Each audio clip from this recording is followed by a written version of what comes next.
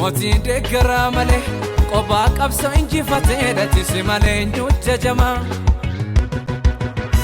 Jabaan dadhabaa fakkaatee ulfaata beeka sararfan duuchaa manni kee badhaate. Warri karaa si jibbulleen garaa kee dachaayi. Dallaarfan duuchaa manni kee badhaate. Warri karaa malee mootii baraan jaallannu. Yesuus malee gooftaan bulloof hin qabnu. Yesuus malee eenyuun ifee mul'atu. Yesuus malee beekan beekumsaan guutu. Gooftaa Yesuusiin nagaasin gaafadhattam jirtu. Waqaayyoof galanna ta'u. Mootiin deeggaraa malee qophaa qabsa injifatee dhatisi malee nyuucha jamaa. Jabaan dadhabaa fakkaatee ulfaata beeka sarfate. Faarfataan silaa akka jedhe dhugaadhaanis kanuma jechuuf kan jira. Saba Waaqayyoo dhiiga isaatiin isin bitadheedha. Dhiiga isaatiin dubbinaan malee silaa addan hin jirru. Iddoon keenya isin turre ilma Waaqayyoo Yesuus Kiristoostu waan biraa kaffalee miti dhiiga isaa gatii keenya kaffalee nu bitee fidee as nu kaa'e. Mana Waaqayyoo keessa tokkummaa qulqullootaa keessa. Galanni maqaa isaaf haa ta'u. Kaanii dhaggeeffannuu laata hin ta'a dadhabdaniittu.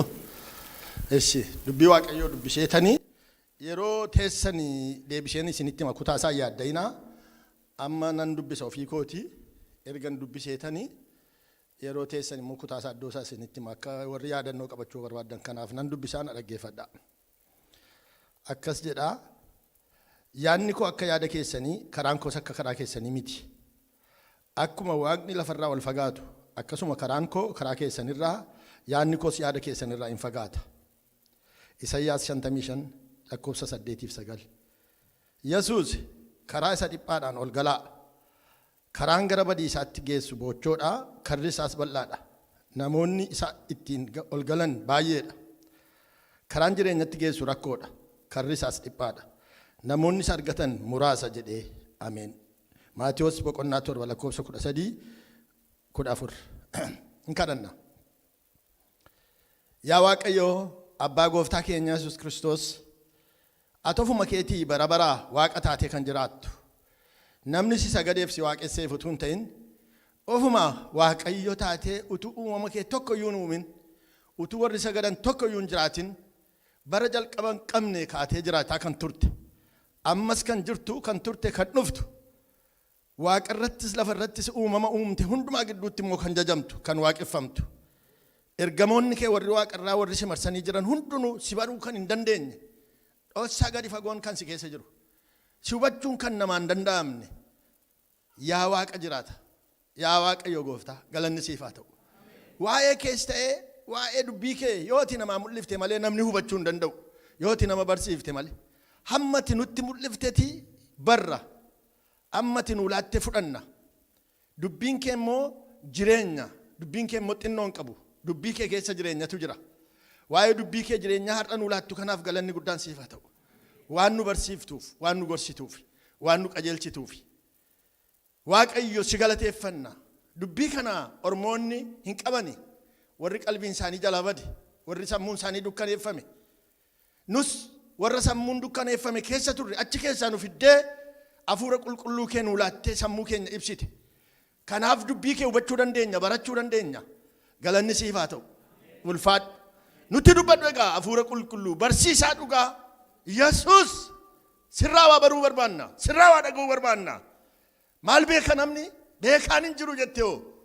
Ogeessis hin jiru jettee hoo? Ogeessisi hafuura qulqulluu si kan nama barsiisu. Nu barsiisi. Seexanni daaraa botoroo haa ta'u. Qilleensa keessa lafarraa lafa jalaa haa waraanaman ergamoonni seexanaa hafuura waliin turan haa ta'aman. Manni kee haa qulqullaa'u, sabni kee haa qulqullaa'u, sammuun saba kee haa qulqullaa'u. Abidda hafuura qulqulluu haa baba'u. Nuti dubbadhu. Maqaa Yesuus Kiristoosiin maqaa keetiin jalqabnee amma dhumaatti nu wajjin ta'i. Ameen. Ta'a kabajamaa. Mata dureen akkuma lubi dubbatanidha. Garuu lama miti amma asirratti immoo dubbifnu karaa meeqatu jira immoo asirraa ilaalu.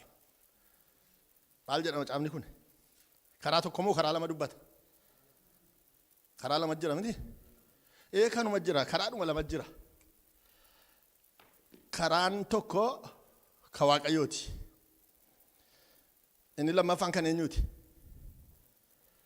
kan namaati Waaqayyootu karaan koo akka karaa keessanii mitiidha yaadni koos akka yaada keessanii miti karaa Waaqayyo karaa qaba namnis karaa qaba jechuudha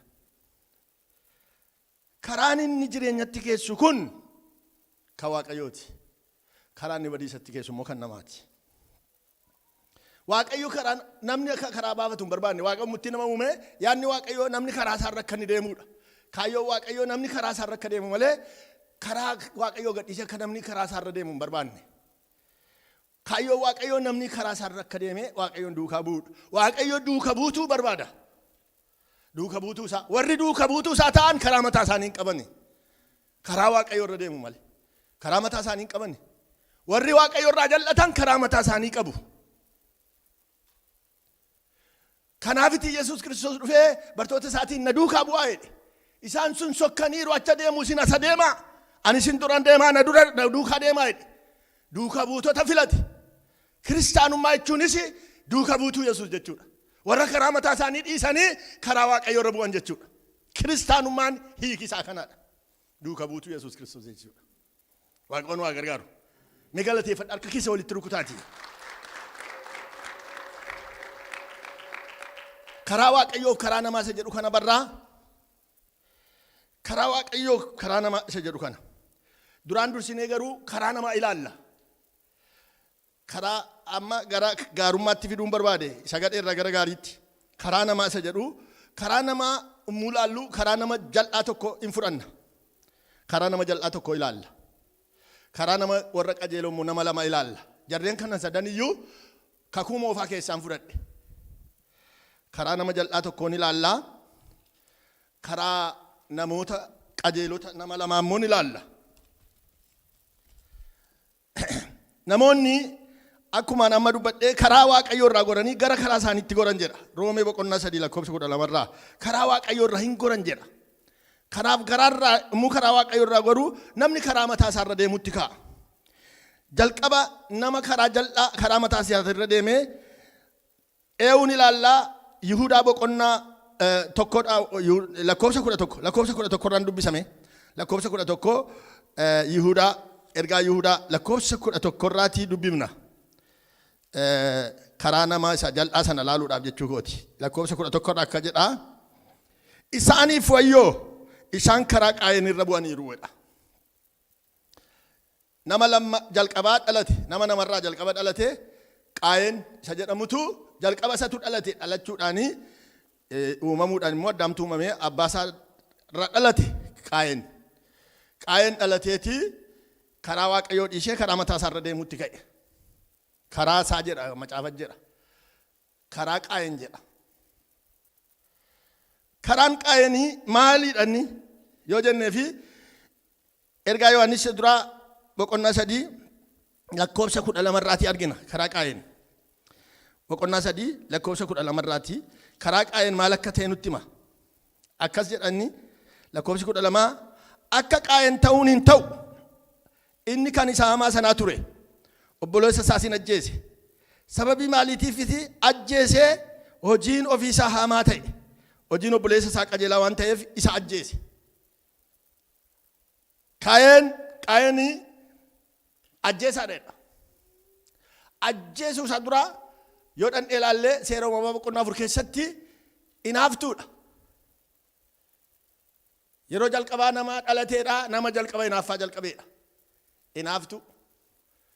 inaafaa beektu weennaatu waan gaarii namni qabu kan jibbitu jiru jedhan dur badaniiru malee amma qaroomee namni qaroomaan of keessaa balleesseera inaafaa malee qaroomaan hin badamiti amma warra adii anafaa keessan jiru inaaffaan garaan isaanii sadii dhumamu inaaftu namni maana caalaa namni maa guddate yoon guddadhe malee wanti gaariin maa namaaf ta'a anaafa ta'u malee manni gaariin anaaf qabeenyi gaariin anaaf beekumsi yoo waa'ee sammuu dubbatan anaaf warra jettuudha anaaftuun Inaaftuuni biyya lafaa duwwaa keessa jirti miti. Mana Waaqayyoo keessas jirti. Manuma Waaqayyoo keessa jiru. Amma mana Waaqayyoo keessatti jalqabe. Fagoon nanne jarri kun gad hin baane achuma keessa jiru. Fuula Waaqa duraan fagaanne achitti jalqabani. Sagadarratti jalqabe. Kanaaf amma booddee waan baay'ee muudata deemu waa'ee isa kan biyya lafaa duwwaatti quba qabuu dandeessu gara mana keessaa jira jechuufan jedhe. Maaliif ajjeeseedha? Hojii isaatu hamaa ta'eedha. Amma hojii seeroma boqonnaa fudhannee dubbifne akkas jedha. Ni dhaqaati kutaa sana isin dhiba. Malee mootii baraan jaallannu Yesuus malee gooftaan bulloof hin qabnu Yesuus malee eenyuun ifee mul'atu Yesuus malee beekan beekumsaan guutu. Boqonnaa afurirraa lakkoobsa 3 kaafnee dubbifna.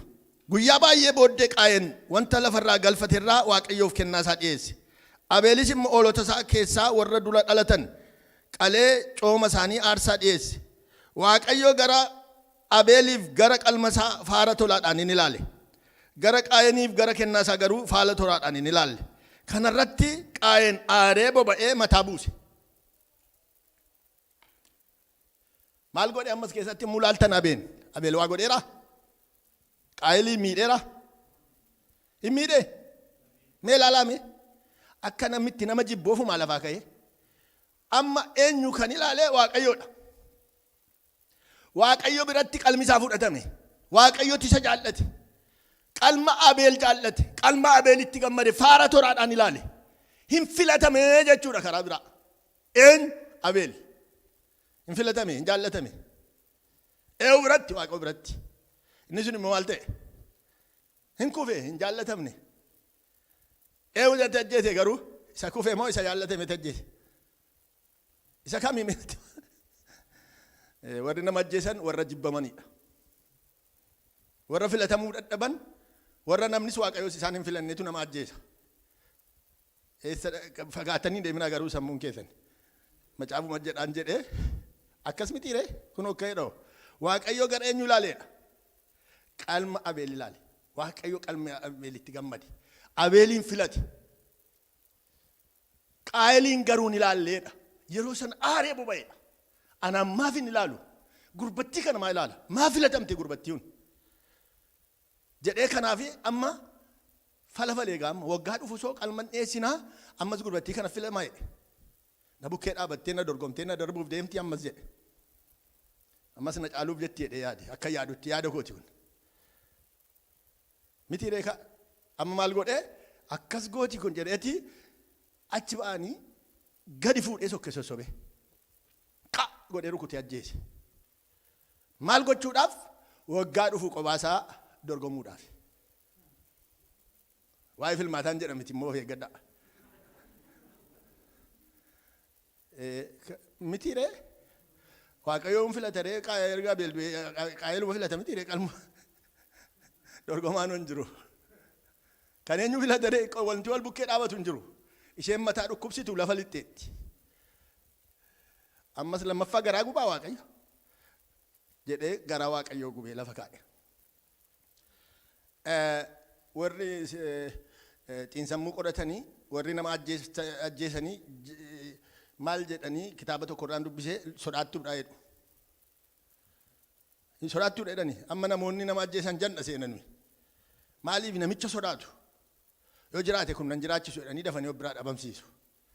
Hin sodaatu jechuudha. Wajjin jiraachuu hin danda'an nama isaan caalu wajjin. Hin sodaatte gurbaan sun Qaayel. Kuni akka kana taanaan ani hin jiraadhu jedhee yaade. Maal gochuu barbaade? Ofii duwwaa jiraachuu barbaade. Lafa dhaalee fuula Waaqayyoo iddoo sagadaa iddoo aarsaa dhaalee ofii jiraachuu barbaade. Ofii jiraachuu barbaadaam nama ajjeese. Waaqayyoo garuu akka godheera. Ajjeesi jiraadhu jedhee Waaqayyo. Hin beekuum garuu takka ture wanta ta'uuf jedhu. Qaayel hin beekuum. Amma namni nama ajjeesu wanta yaade ta'a jedhee yaada. Garuu akka inni jedhe hin ta'u. Dubbiin galagala. Yaada Waaqayyoon beeku namni. Yaadni koo akka yaada keessanii miti jedhee mitiire. Qaayel akkas yaadee godhee garuu akka Qaayel jedhe hin taane dubbiin. Wangeeluma lallabaa jira. ija amaan ilaalan garaa amaan yaadina warri ilaalchi keessan garaagara ta'uu danda'a iddoo kudhan ilaaluu yoo dandeessu an garuu wangeelan isin ilaalchitaa jira wangeelan lallabaa jira waa'ee kan keessanii jajaan jiru waa'ee kan keessanii tuffataan jiru dubbiidhuma asirratti caafamin dubbataa jira maaliif ajjeese namni nama beektu miti kanuma amma gurbaa tokko faarfataatu gaaf tokko natti maa wajjin tajaajila dhannee karaa wallagga lixaa keessaatii karaa laaloowwan qilee jedhu karaa tokko namoota qottoota lamatu wajjin gabaa ba'anii farda gurgurachuu gaafa farda gurgurachuu dhaqanii fardi isa tokko akkuma gabaa ba'een namoonni jaallatanii bitan innoo gammadee qarshiisaa boorsaa kaawwatee inni sun gabaaniin titti booddee akkuma isaatti gate rakasa beekaa gata aaree booddee inni sun dhugaatii isaa bitee fi wajjin deemuutti ka'anii gaafa caakkaa keessa ka'anii cuuphee isaa baafatee qanxal godhee obboleessa morma kute isa gatii fardi gatii baase morma kutee caakkaa buusee harka dhiqachuu dhaqe boofti utaalee dhufee harkatti xaxate akkamatti dhee kaa'e ofirraa galatti baasuun qabu iniyye edheyye sila niyyine yeroo nama ajjeese eenyuti yaa'ira beektu minatti waame dhiiga godhamichaati yaa'ira inni yaa'anii dhufanii maal taate naanii nama ajjeeseen harka dhiqadhe naan bofa akkanna godhee utuu namni itti masakkarin ofitti masakkare hin qabame qaa'el amma ajjeesee abeel hin iyyine tokko fame ilaala hin iyyine eewuttiyya yeroo sana namni hin jiru kan jiru bineensa namni lafarra jiru isaaniidha kan jiru bineensa bineensi immoo alagaadha alagaatti alagaan hin dhagaa iyya isaan dhaga'u hin dirmatuufi bineensi attamitti namaaf dirmata kanaaf callume dheedu'eem callume dheedu'e hin iyyine maal iyyee maal godhe eewuttiyya beeka akka namni kan dirmatuuf on jiru caakkaatti achi butee ajjeese bineensattiyaa bineensa gidduu yeroo bineensa iyya namaan dhagaa tokko lammaffaa garuu maal attamitti ajjeeseen jedhamu mee ilaalaa walirratti dhalatanii humna attamitti caalee maal attamitti ajjeese qaa'el garaasaa keessa ajjeechaa jira qophee qaba abeel nama tolaadha ajjeesuun beeku rukutuudhaaf yoo harka waliin fudhanne toloonni nama ajjeesani jal'oonni nama ajjeesuudhaaf qopheen qabunni utuu qophaa'eera ta'een ajjeesamu mitiire utuu qophaa'eera ta'e inni sin rukuta maal nama tokkoodha badduun ishee garuu innoon qophoomne innoo harka saalaatee aarsaa ta'e ammayyuu qalmi isaan dubbataa jedha Ibroota boqonnaa 11 keessatti yeroo jalqabaaf aarsaa waaqayyoo ta'e dhiyaate akka oolaa isa qalbi duratti cal jedhe akka barbaadde godhi jedhe harka isaa waliin fuune tumee akka garaa isaatiitti fenqelaachisee caakkaa buusee deebi'e qaa'el abeel hin iyyine iyyi garuu hin dhaga'ame iyyi eenyu iyyi dhiiga abeel dhiigatiyye dhiigi inni iyya namni hin beeku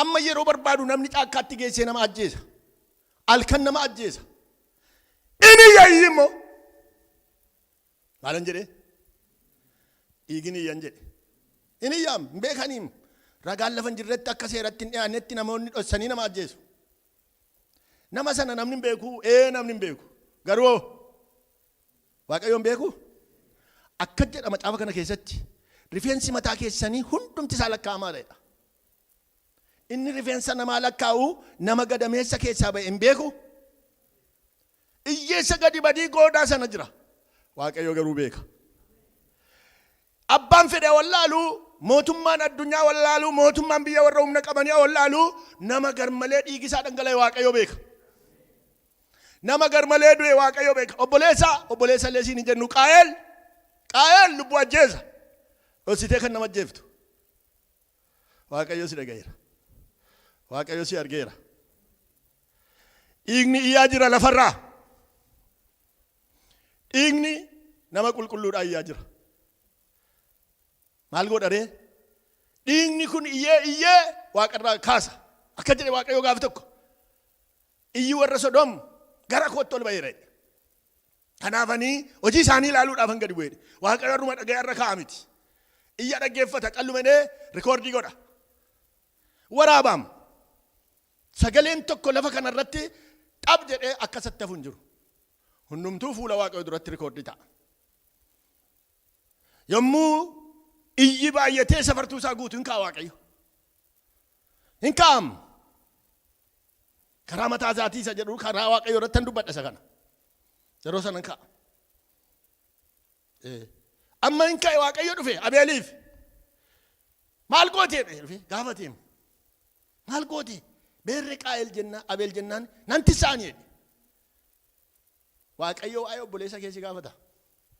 Gaafii Waaqayyo jalqabaa waa'ee obboleessa keeti. Eesseera obboleessi keedha. Nu obboleessa keenya quba hin qabnu. Nu nama quba hin qabnu. Waaqayyo quba qabaam. Ajjeeftee awwaaltee taa'uu hin dandeessuum. Namoota baay'ee argineem seenaa biyya lafaa keessa siyaasa keessatti amantii keessatti namoonni wal ajjeesu. Mana Waaqayyoo keessatti wal ajjeesu. Mul'ata walirratti ajjeesu. Danqaraa walitti ta'u. Isuma Waaqayyotti nu waamee mootummaa isaatiif tajaajilu keessatti namni wal ajjeesaa oola. Waan baay'ee dubbachuun barbaadu wangeeluma calalan dubbadhee malee utuun oduu isinitti kaasee waan baay'ee hin beekan. Akka namni itti mana Waaqayyoo keessatti wal ajjeesu. Namni biyyatti dhalate keessatti akkuma isaa nama dhalate ajjeesa ofuma. Abaluun jiraatin annan jiraadha jedhee. Inta agaruu jiraachuun jiraateedhaa namni nama ajjeese hin jiraanneem. Inni kaleessa nama ajjeesu har'a namatti isa ajjeesaam. Isa kaleessa nama fixu har'a immoo namatti isa fixaam. Eenyutu akka godhaa? Isarra nama fixaa jirus bor tokko fixaam. Akkasuma ta'am dubbiin kun bara keenya keessatti seenaa gala gaggalu argineerraam. Wanta Waaqayyo hojjetu argineerraam. Maaliifan kana dubbadhaa? Akka of eeggannuufim nuyi sagalee Waaqayyoo dhageenyee karaa jal'inaarraa akka of eeggannuufim karaa namaa duukaa akka hin buuneefim. Karaan Abeel, karaan Qaayel kun maayinni karaa inaaffaati. Karaa jibbaati, karaa ajjeechaati. Akka Qaayel hin goonu jedha. Akka Qaayel hin goonu. Yohaannis duraa boqonnaa 3 lakkoofsa 12 akka jedha ergaa Yohaannis duraa akka Qaayel hin goonu jedha. Mee kutaa sana immoo ilaalla. Akka Qaayel ta'uun hin ta'u inni kan isa hamaa sanaa ture. Obboleessa isaa sin ajjeese. Sababii maaliitiif isa ajjeesee hojiin ofiisaa hamaa ta'ee hojiin obboleessa isaa qajeelaa waan ta'eef isa ajjeese. Seenaa keessatti amma arginutti biyya lafaa kana irratti ammumayyuu sirna bulchiisa biyya lafaa kana keessatti kan du'anii warra hojii gaariiti. Warra yaadii gaarii qabanidha. Warra firdiin maa jal'ataa maa dhugaan badha jedhantu warra dhugaa jallisaniin du'u. Isaan ajjeese warra dhugaa jallisan warra firdii jallisantu warra dhugaadhaaf hinaafan ajjeese kanuma argaa turre kanuma dhagaa turre as biyya lafaa kana irratti. Amma umuriin keenya argetti kanuma argina. Namoonni baay'een akkamatti fannifamu nama fannifame beekani. Bara durii yeroo nama fannisan jira. Waa'ee mootummaa namaas maqaa isheen dho'edheera har'a kakadheen dhufe. Bara mootummaa baluu ishee hin barbaadu. Waaqayyo ishee irraanfateera nan irraanfadhanis. Lafa isheen buutee Waaqayyoon beeku. Tokko ishee maqaan na'u. Ishee barakkasii ishee keessan naqwan amma waa'ee Waaqayyo duwwaan dubbadhu Waaqayyoon dubbadha.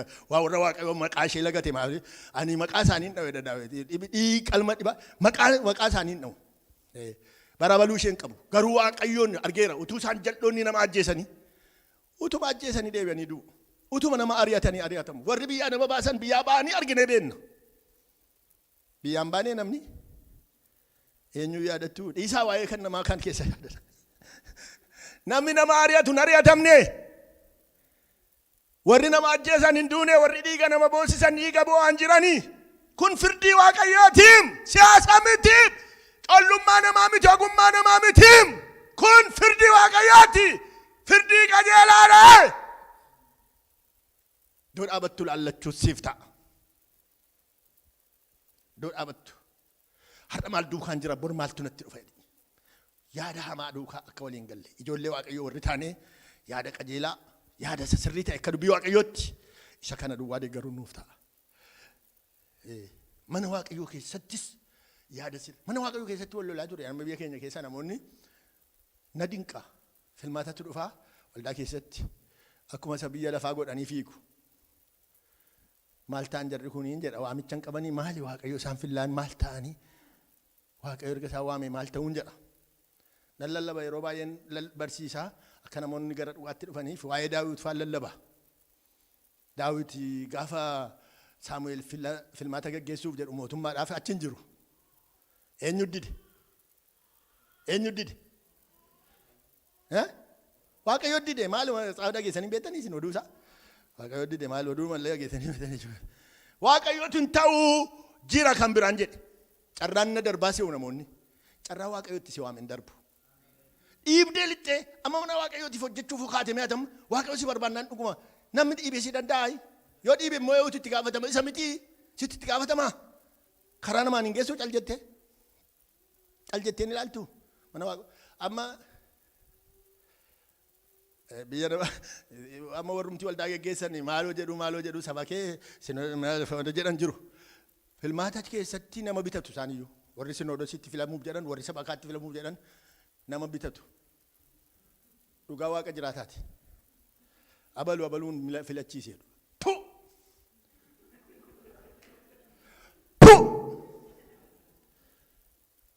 Nama waaqayyoon filintu namaan na filee filamaam. Namni filee maal gochuudhaafam itti gaafatamuuf hin beekuum nama wanta waaqayyo san barbaadeen itti of fila mana waaqayyo keessatti. Waaqayyo filaan suuqaa baasaam. Attamitti namni garee qopheeffata mana waaqayyo keessatti. Gareen keenya Yesuus Kiristoos hin ga'u. Waaqayyo nu hin ga'u. Waaqayyo nu ga'am. Waaqayyo nu waameera taanaan maaltu dura dhaabata? Waaqayyo waamne taanaan hin teessu. Maaltu si dhibe? Aarsaa dhannooti. Namni nama ajjeesee darbuu barbaada. Namni mormarraa kutee darbuu barbaada. Ofuma ajjeesaam nama isa gargaaru nama lammii isaa ta'e nama fira isaa ta'e ajjeesaam. Ajjeesee akka hamaa sana inni kan isa hamaa sanaatiidha. Eenyu kan isa hamaa sana kutaa amma dubbifne keessaa akka qaayeen hin goonu inni kan isa hamaa sanaa ture dheeyuun namaan seexan kan seexanaati jechuudha. Namatu kan seexanaa ta'eem garmaachuu haala. Namni kun reefuu dhalata. Irraa bare seexan irraa bare ajjeesaa. Jibbaadha tokko immoo jibba inaaffaa kun nama inni keessa jiru iyyaafadhaa keessaa baasaa nama jibbi keessa jiru. Isin keessa jira jedhee miti dhiifa manaa godhaa. Isin kiristaanota nama waaqayyooti jaalala qabdu malee jibban qabdan. Namni nama jibbu jira as keessa. Ammatu qirqinne keessaa kolfaa.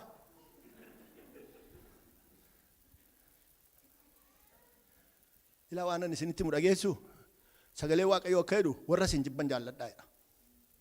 Isa waa'ee walii keenyaa jaallannu miti. Namuma isin ari'atuuf immoo kadhadhaa. Nama seexanni waan inni nu godhuu barbaadu hin beektan isin. Yeroo tokko hojii mootummaa keessan ture namootatti na jibbanii wangeelaatu na barbaadennaanii achitti na dhiibu. Ani beeka garuu asiin kunis na lolaa kunin na lolaa har'a abaluu bira wannaqee abeettutaan koo iddoo kana ji'a tokko marmaaraa. Inuma na agamsiisu dhiiga na dhugan isheen xinnoon guddaan na arrabsu gaafa naqu kil jedhanii natti golfu waajjira isaanii keessa. Na xireeffatan. Amma seexanni yeroo nachi bu'a abaluu kana si godheedha. Waa'ee sanaan mataa dhukkubsadhaa tureen darbamoo ammoo tokko gaafa tokko karaarran deemaa jira abaluu moo naan jedhe. Namichi horii irratti ajajaa horii na dhowwate horuma seerri naa kennu beelee heduu ani qonqoo dhuufan jedha. Manni koo na jedha gana keessaa garaan cicciniinnata nama sana irratti. Nan dhaabadhe na keessaa asaa'am. Maaltu jibba namaa na keessaa asa'a. Isin keessa dhufee hin beeku garuu. Isin takkaa waa'ee kana yaada namaa amma dhaabadheen gurratti qaba. Eenyatii kan na keessaa gungumtu kun hin jedheen. Nama na jibbisiiftee fixxeoo Yesuus Kiristoos wangeelaaf na waamee nama jibbee fixee utta wangeela lallabaa. Beenuu narraan jedheen. Gaafa sana kaasee narraa sokke. Ameen. Utuu jettanii isin irraa sokkaafan jedhe. Dhaabadhaa dhaggeeffadhaa. Mee warra siyaasa keessa jirtan warra tiisuun kana nu gootee galgalaa ganama warri boqonnaa dhabdan. Jedhaa ifadhaa ofirraa. Jibbaan waan argattan hin qabdan. Jaalalaan malee. Ofuma arba dhabdu. Namni kana nu godhee hin jibbinaa. Amma mana waaqayyoo keessan immoo dhufee gaa tajaajilattan ka'ee tajaajilaa dhuunfadhee hojii koo galgalaa ganamaa isa godhadhee duraan hojii ka dhuunfaa hojjetaan hojjedhaa. Gaafa kana immoo wangeelaawaanii qeesota natti kaase qeesii warra sii miti irraa waaqa lafaa. Jaarsolii waldaa natti kaase warra achi as keessan jirtan. dhugaa waaqayyooti kun. Amma na akaani akka nama akaayi buna akaawu. Warri gararraa warri gajjallaa naanillee namni tokko yoo. Nan akaami waan godhen beeku waan isaan beeku rakkina na akaa isaan na akaawu. Jaratti kana waaqayyo lafa kanarraa ishee fixee jechuuf xinnoon naafe. Haa naan jedhe gooftaan. Haa eewna baaruuf jettee. Eebbisin siin jedhe. Eebbisuu tan ka'e. Nama abaarree jiraannaa. Ijoollee waaqayyooti naan jedheem na barsiise. Maal jarattiin kun seexana ta'uu dhufee as keessa jira amantoota miti isheenooti maana rakkifta gidduu isheettiin jedheen. Ana wangeelan itti lallabaa isheenoon ari'atti seexana duwwaa kana innaan seexana miti jedhe. Attamittiin jedhe. Yoosefitti nageesse. Yoosefiin eeyuutu ari'ate jedhe. Eeyuutu ari'ate. Obbolaa amma keetiin aan jedhe. Anaa nyaatu amma nan boo'ee gaafa sana. Edaa isheen obbolaanuma gootii warri. An seexana addachee waldaa keessa jiran ta'e. Seexana miti edaa obbolaa makoonna gaffaa. Ennaan inni itti qabe cinaacha koo darbadhaa lafa na liccisaa na kaasaa waaqayyoon jedhe. Nama tokko yoo itti falmuun dhiise. Garaa jaalalaa naa kenne waaqayyo. Garaa dhiifamaa. Biyya kana dhufuu koon beeku. Achumatti darbattee lafa na licciftiin see malee. Chootti na ajjeefti na dhiibdee du'arraan na geesseetti. Jalaa nama lissee garuu. Ameen. Simmilissa. Jaalladhaa isin. Garaa jibbaan qabaatinaa. Ajjeeftanii dhaaluun barbaadinaa. Ajjeeftanii fudhachuun barbaadinaa. Mana waaqayyoo keessatti wal jaalladhaa. Nama mana waaqayyoo keessaa jaalladhaa. Warra biyya lafaa kana iyyuu jaalladhaa. Siyaasa biyya keessanii keessatti warra isin miidhan jaalladhaame. Injiru garuu garaan saalleesseera. Akka jedhe barbaadaa koo tokkotu bara dargii keessa maneedhaa wajjin turre achi gooftaa achitti masakaree fi amanee nama cimaadhaan tajaajilaa gadi baaneetii haasofna. Aqee waldaatti makameen naani warri waldaa keessaa jibbu. Natti mata. Innaan na dhaggeeffadhaaf yoo na dhaggeeffachuu fi baadhee namni dhaggeeffatu hin jiru obboleessa kooti. Gwaaddanyaa kooti. Boris natti maaftaan. Lakkii dhiisiin jedhe maqaa isaa waame. Naannoo waldaatti hojjetaa hojii tokko argatee abaluu kana na godhee abaluu kana na dhiisiin jedhe. Jaalladhaa jedhama abaluun jedhe maqaan dha'u. Inni jiru amma biyya lafaarraa sokkeera. Sokkinaan badhaa mitiimu. Waan amma nuuf nu kana dhiibnee sokkinaan. Waan badaa seenaam. Dhiisi abaluun jaalladhaa nuun jedhe. Dhiisi malaakuu naan jedhe. Attamiin jedhe maal attamittaan nama na jibbu danda'een jaalladhu jedhe. Hin sobee. Hin sobee namichuun. Isinuun jaallattan ofumaan jedha malee. Garuu waaqa isin haa gargaaru. Mee warra siyaasa keessaa biyya keessanii saba keessan cunqursan galaatii maqaa dhaatii sin jaalladhaa. Hin dandeessu. Jedhaa garuu. Nan jaalladha jedheen kanadha. Jaalladhaame. Jaalladhaa. Jaallattaniif isin dhaalanii nafanii. Jaallattaniif isin balleessan. Utuu jaallattanii du'aa. Utuu jibbitanii hin du'inaa. Yaa abbaa koo, yaa gooftaa koo Yesuus jarreen kun hin beekan isaaniif dhiisee dha Istifaanos. Ajjeesanii. Eenyutti itti gaafatama? Isa ajjeesutti itti gaafatama. Akkuma isiniin jedhee du'uun jira deebi'anii. Du'uun jira kan hin shakkinaa. Warri har'a nama ajjeesan borii numa du'u. Maaliif isaaniif immoo qopheessaa jira waaqayyo? Meeshaa tottoshaa jiraam. Meeshaa ittiin ajjeesu hin du'u bor. Warri har'a deeggartanis duukaa duutu. Warra nama ajjeesa warri deeggartanii hin duutu hin jirtanis illee malee. Dhugaadhaan duutu isinis. Akka duutan qoyyaabbadhaa xaaffadhaati gaafa sanan beeku malee garuu nan du'anis jedha. Warra nama ajjeesa warri deeggartan jechuu gooti. Mastaawashaa qabadhaa irraa kaasaati. Gaafi tokko namatu isin ajjeesa. Maaliif nama ajjeesaa jirtu kaa yaadaan? Warra nama ajjeesan deeggaraa jirtu kaa cubbuu deeggaraa jirtu kaa firdii jal'aa deeggaraa jirtu kaa. Kanaaf firdii jal'aan akka isinitti dhufu hin shakkinaa. Waaqayyo nama isinitti faradu qopheesseera jal'inaan. Warra firdii jal'inaa deeggartan jechuu gooti. Amen. Eegalatanii. Hallelujah. Nan balleesse miti samma. Nan balleesse miti. Hojii dubbii waaqonni isinitti hime. Mootiin deeggaraa malee qophaa qabsoo injifatee dhaachise malee eenyu jajamaa. Jabaa dadhabaa fakkaatee ulfaata beekaa.